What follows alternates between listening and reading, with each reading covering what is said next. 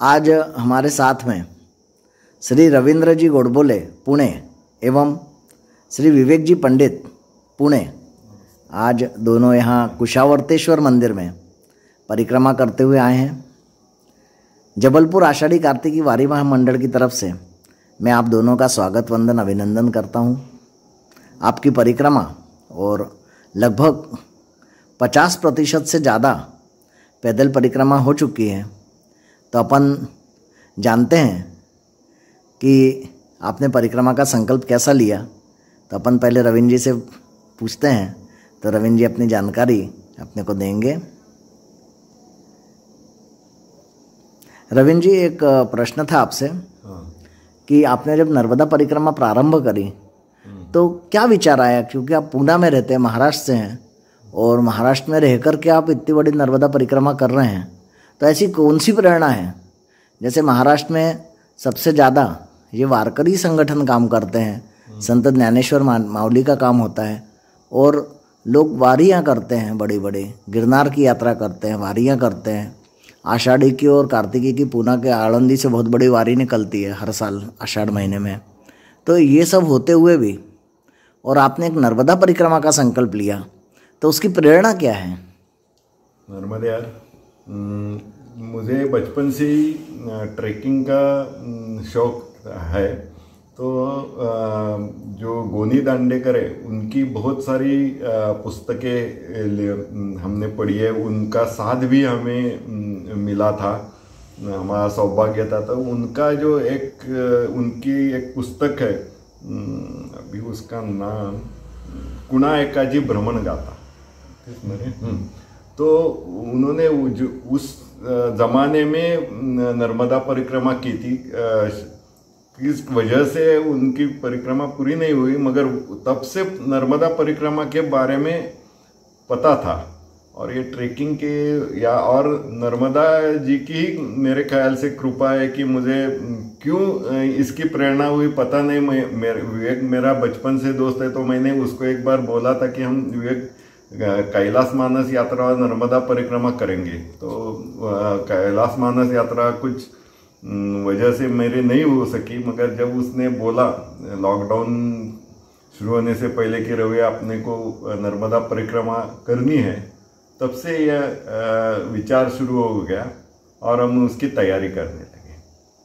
आपने लॉकडाउन के इस पीरियड में, कोरोना के काल में और नर्मदा परिक्रमा करी है। ये वास्तव में बहुत कठिन है, क्योंकि इस समय अनेक आश्रम आपको बंद मिले होंगे, तो आपको बाकी व्यवस्थाएं इस तट पे कैसी हुई?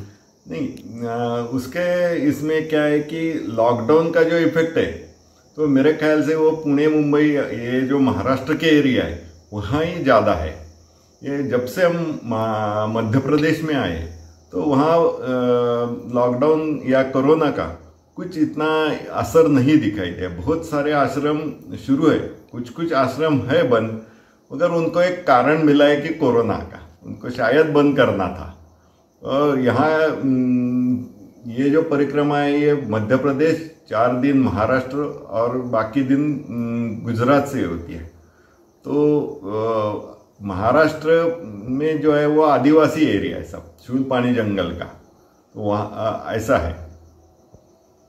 जो गुजरात यानी आपने ओंकारेश्वर से परिक्रमा उठाई, तो लगभग ऐसा कहते हैं कि नर्मदा जी की लगभग 20 से 25% के बीच नर्मदा जो है वो गुजरात में है, 4 से 5% नर्मदा महाराष्ट्र में है, और बची जो नर्मदा मैया है वो मध्य प्रदेश में है। तो आपको गुजरात का क्या अनुभव आया नर्मदा परिक्रमा में? वो तो बहुत अलग बताने जैसा अनुभव है कि गुजरात में क्या है कि लोगों के पास बहुत सारा पैसा है, यानी उनके पास हमने देखे कि बहुत बहुत बड़े खेत है, एक घर में 3-3, 4 4 व्हीलर है, मगर परिक्रमा वासियों के बारे में उनके मन में उतना प्रेम नहीं है। जहाँ गांव में जो आश्रम है वहाँ वो सहयोग देते होंगे या आर्थिक मदद देते होंगे, मगर परिक्रमा वासियों को उतना मदद नहीं करते जितना मध्य प्रदेश में लोगों के मन में परिक्रमा वासियों का प्यार है, वो हमने कभी सोचा भी नहीं था। इतना प्यार मध्य, एक छोटी सी झोपड़ी, हम बोल रहे हैं ना कि नर्मदा किनारे किनारे से परसों आ रहे थे, तो वहाँ एक ईंट भट्टी का एक छोटा सा झोपड़ा था। तो वो पति पत्नी वहाँ काम कर रहे थे। जब हम 4 परिक्रमावासी आए तो वो माताजी ने रुक के हमारे लिए सबके लिए चाय बनाया। काली हो मगर उनके ये जो प्रेम है पर जो भाव था, भाव है वो ज्यादा महत्व करता है। दूसरी एक बात बताता हूँ, हम आए थे एक छोटे गांव से चल रहा था, तो एक बॉबी बिकने वाला मोटरसाइकिल से जा रहा था। तो उसके लिए एक बॉबी का पैकेट बेचना भी बहुत महत्वपूर्ण होता है। ऐसे टाइम में वो परिक्रमा वासियों को सबको एक एक बॉबी का पैकेट दे रहा था। ये जो मध्य प्रदेश वालों का छोटे छोटे लोगों में भी जो प्रेम है ना, हम शहर से या किसी गांव से गुजरते तो कभी कभी एक गांव में हमको 20-20 बार चाय पीना पड़ता है, और उनका मन रखने के लिए हम थोड़ा चाय पीते या पानी पीते। ये बहुत फर्क है कि गुजरात में लोगों के पास पैसा है और मध्य प्रदेश उतना ये नहीं है कि जितना गुजरात में। मगर मध्य प्रदेश के लोगों को मेरा प्रणाम। शायद मैया के पानी का या मैया के साथ जो रहते हैं उनका प्रभाव पता नहीं, मगर ये जो प्रेम और भावना है जो मध्य प्रदेश में दिखने को मिली, वो तो हमें अभी आज तक कभी देखने को नहीं मिली। इतना अभी मैं उसके बारे में थोड़ा सा बोलना चाहता हूँ। एक्चुअली बाकी बहुत सारे एरिया में गुजरात में लॉकडाउन का इफेक्ट है। बहुत सारे एरिया में आश्रम कहाँ बंद रखे, पर जो आश्रम चलाने वाले हैं वो चलाते, उनको डर है पुलिस आएंगी, वो कहाँ नाम नहीं लिखते, ये वो है। और पर्टिकुलरली एक नीलकंठेश्वर मंदिर का मुझे उल्लेख करना है। यहाँ बहुत बड़ा मंदिर है, मैया के तट पे है। मंदिर 7 बजे बंद करते हैं, 7 बजे सुबह खुलते हैं। ये परिक्रमा जो करते हैं उन लोगों को ये जानवर की तरह ट्रीटमेंट देते हैं। एक तो पार्किंग एरिया में जहाँ गाड़ी स्कूटर पार्क कर सकते हैं, ऐसे एरिया में ओपन में छुलाते ठंडी में लोगों को। खाने का या लैट्रिन का जो जगह है वो कम से कम वहाँ से आधा पाव किलोमीटर तो दूर रहेगा, यानी जाने आने में आधा किलोमीटर चलना होता है।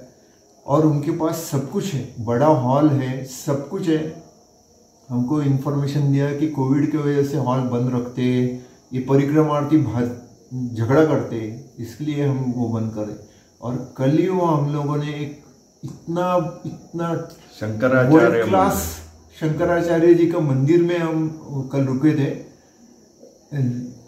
वुडन फ्लोरिंग, एसी हॉल में हम लोगों को सुलाया था।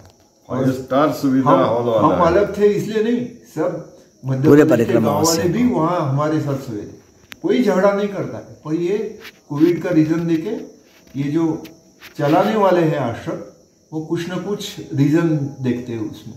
अभी ये देखने में आ रहा है कि नर्मदा परिक्रमा जो है, तो जितने परिक्रमावासी हैं उनमें से लगभग 60 से 65% परिक्रमावासी ये महाराष्ट्र से कर रहे हैं और अनेक जिलों से कर रहे हैं। उसका कारण क्या है? कितनी बड़ी संख्या में महाराष्ट्र से लोग परिक्रमा कर रहे हैं, ये बहुत अद्भुत बात है। तो क्या कारण है उसका?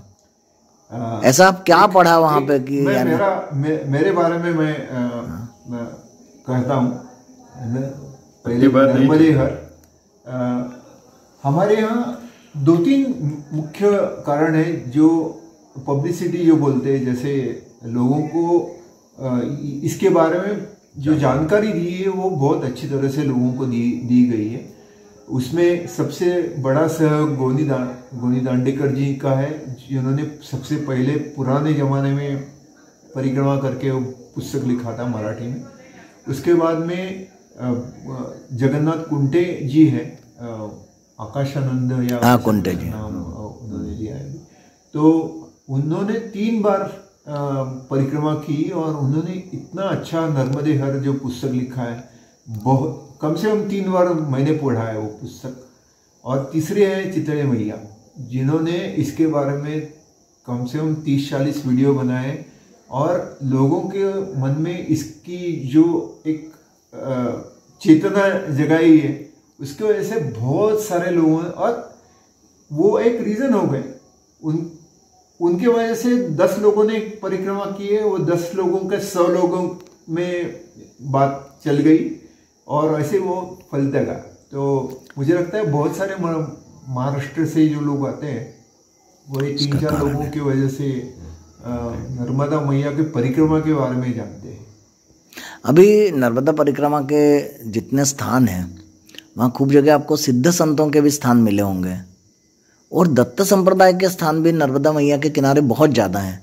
तो आपको कौन कौन से दत्त स्थान इस नर्मदा परिक्रमा में देखने को मिले? एक जो सबसे पहले मुझे याद आ रहा है वो गरुड़ेश्वर है, दूसरा नेमावर है, तीसरा भालोद है, चौथा मंडलेश्वर है। इतने तो अभी ध्यान में आ गए। और थोड़ा सा क्या है, थोड़ा ऐसा है कि हमारा उसके बारे में थोड़ा ज्ञान भी कम है। तो और भालोद में प्रतापी महाराज ने जो हमको जानकारी दी और जो मूर्ति के बारे में बताया, हम लोग जिंदगी भर नहीं भूलेंगे। क्योंकि हम एक दिन वहाँ रुकने का प्लान था, पर आधा दिन रुके वहाँ क्योंकि हमको गरुड़ेश्वर दत्त जयंती के लिए आना था। तो पर वो आधा दिन हमारा बहुत बहुत अच्छा गया। शायद और भी दत्त जी से जुड़े हुए स्थान होंगे, मगर हमें पता नहीं चला होगा या अभी याद नहीं हो रहा है। और गरुड़ेश्वर बहुत अच्छा तरह से हम लोग दिखाए, यानी पार्टिसिपेट करने के मिला। क्योंकि एक तो कोविड की वजह से लोग कम आए थे और हम परिक्रमार्थी उसमें ज़्यादा हिस्सा ले सके। रात को पालकी हो या जो दत्त जन्मोत्सव, शाम का दत्त सभी में परिक्रमार्थी बहुत अच्छे। और एक याग भी 10:30 बजे हुआ था, उसमें भी हमको सहयोग होने का सौभाग्य मिला। ये सब मुझे तो लगता है नर्मदा मैया की इतनी कृपा है ना कि हमको सही जगह सही टाइम में उन्होंने पहुंचाया। एक प्रश्न और यह था कि आप अभी जो नर्मदा परिक्रमा कर रहे हैं तो लगभग आपकी 70% से थोड़ी सी कम हो चुकी है परिक्रमा, और अभी एक अंदाज से 20-30% परिक्रमा और बची है, यानी यहाँ से अमरकंटक और फिर ओंकारेश्वर।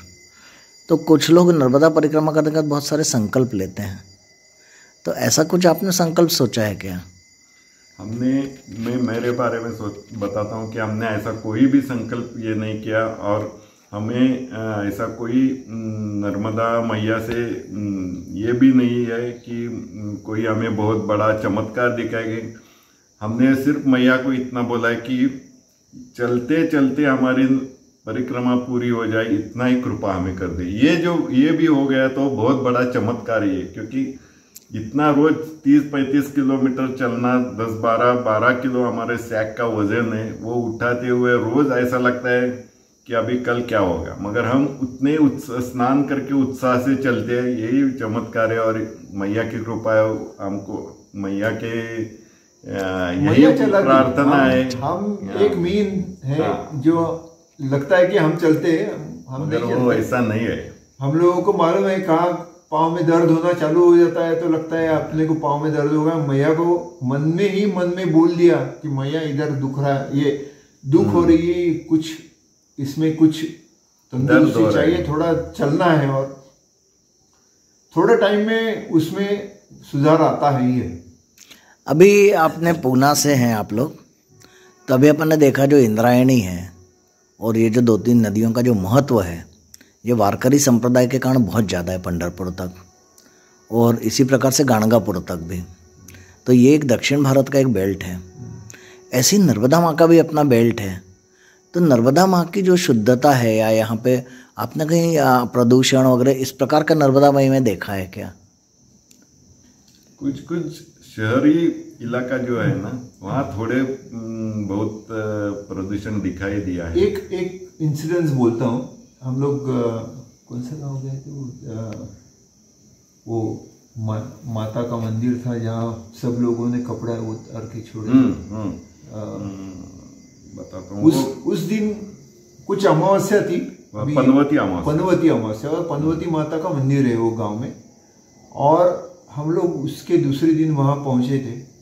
इतना दुख हो गया, इतना बुरा लगा कि हमारे महाराष्ट्र से बहुत सारे आदिवासी या बहुत सारे लोग, जो उन्होंने बताया, जो गुजरात में है एक्चुअली, पर उन्होंने बताया कि महाराष्ट्र से लोग आते और यहाँ ये सब गंदगी करते हैं। तो सब लोग अपना सब कपड़ा, बूट, चप्पल, सब कुछ वो मैया के पात्र में छोड़ देते हैं।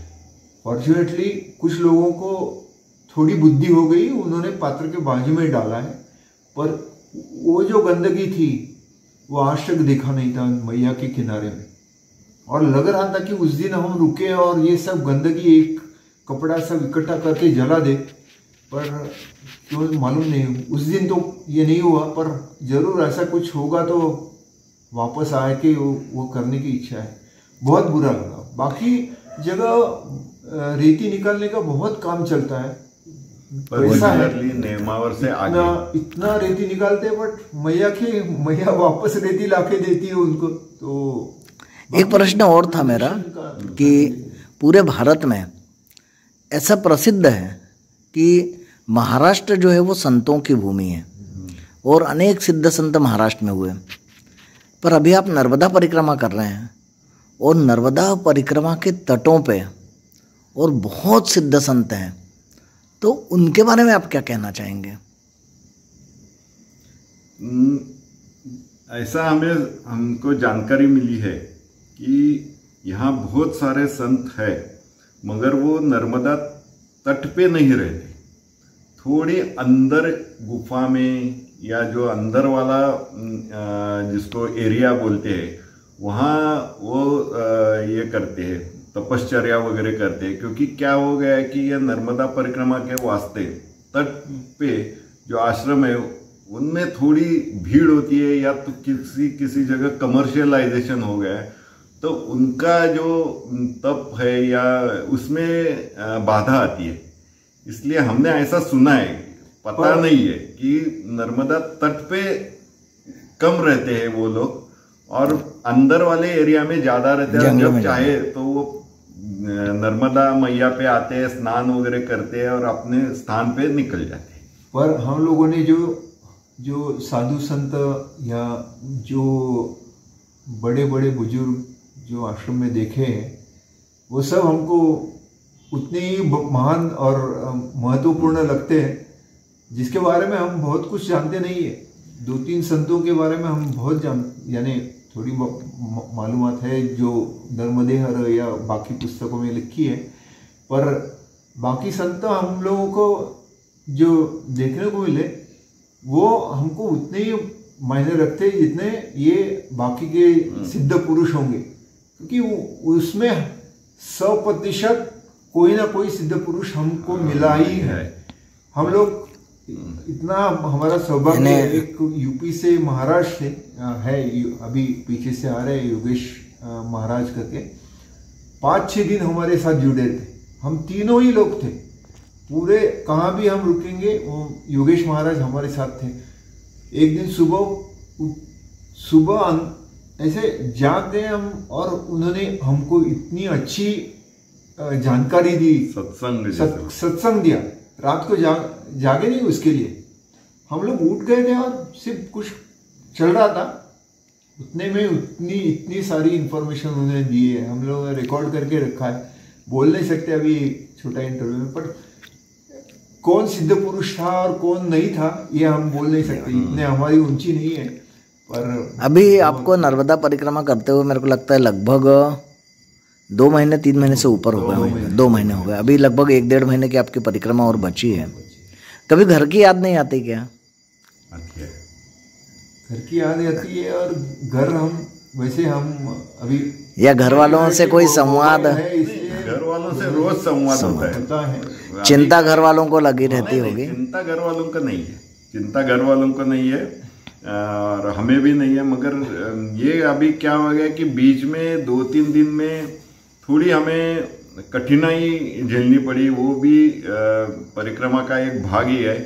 वो टाइम मैं खुद थोड़ा सा मेंटली डिस्टर्ब हो गया, ऐसा है, मगर मैंने मैया से मन्नत मांगी कि इससे भी मुझे, क्योंकि ये भी एक परीक्षा है, जैसे शारीरिक चलना शारीरिक परीक्षा है, वैसे जो हालत आए उसमें रहना ये भी मेंटली अपने कठिनाई झेलने की एक परीक्षा ही है।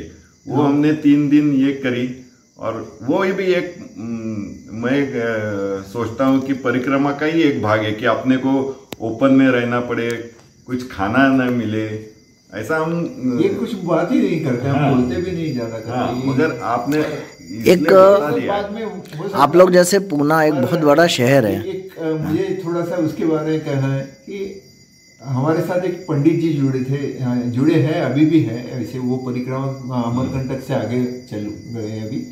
तो पंडित जी ने बताया, तुमको मालूम नहीं है, तुम्हारे से ज्यादा मैया की आरती या मैया की जो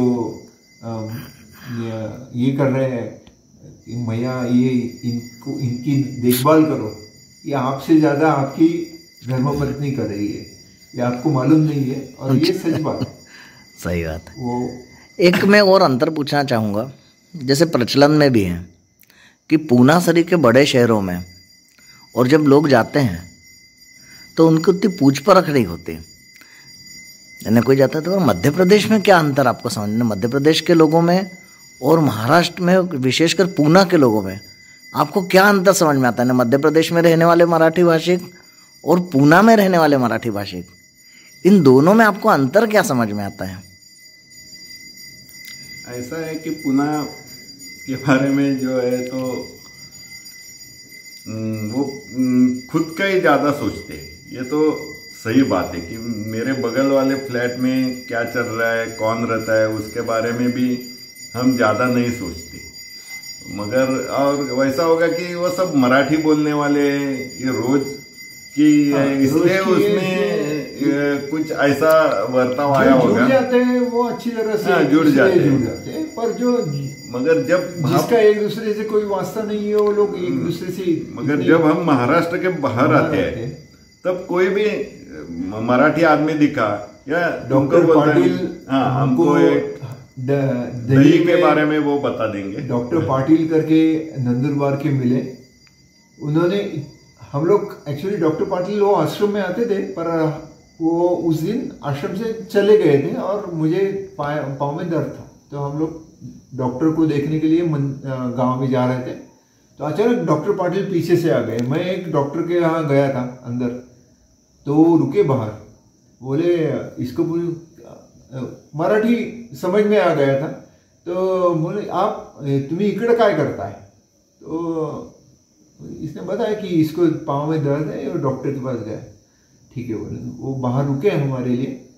हम बाहर आने के बाद मुझे मोटरसाइकिल पे बिठाया, अपने डिस्पेंसरी में लेके गए, चेक किया, मुझे बोला कि ये दवा, ये मेडिसिन जो चाहिए थी वो मेडिकल शॉप से उन्होंने मंगा के ले ली, और हमको इतना अच्छा उन्होंने ट्रीटमेंट दिया। और सच्ची बोलूँ 100% उनका ट्रीटमेंट से मेरा पाँव दर्द बंद हो गया। डंडी लग गई थी पाँव को, और 2 बार हुआ था, और वो अभी भी मैं दवा रखा है। कुछ हो गया तो मुझे मालूम है कि वो दवा मेरे पास है। पर डॉक्टर पाटिल के जैसे ही और एक वो भी मिसेस पाटिल थी, ओज गांव में मिली थी। और वो मंदिर में हम मराठी में बात करते करते उनको मराठी सुनाई दिया, और उन्होंने हमको पूछा आप कहाँ से आ गए?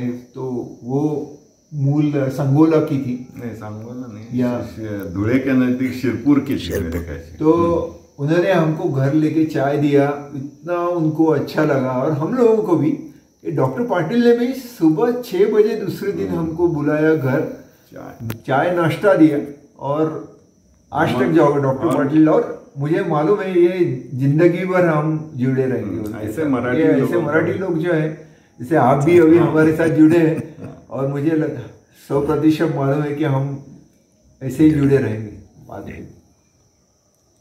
बहुत अच्छा लगा आप लोग जबलपुर आए और आपकी परिक्रमा मैया पूर्ण करें।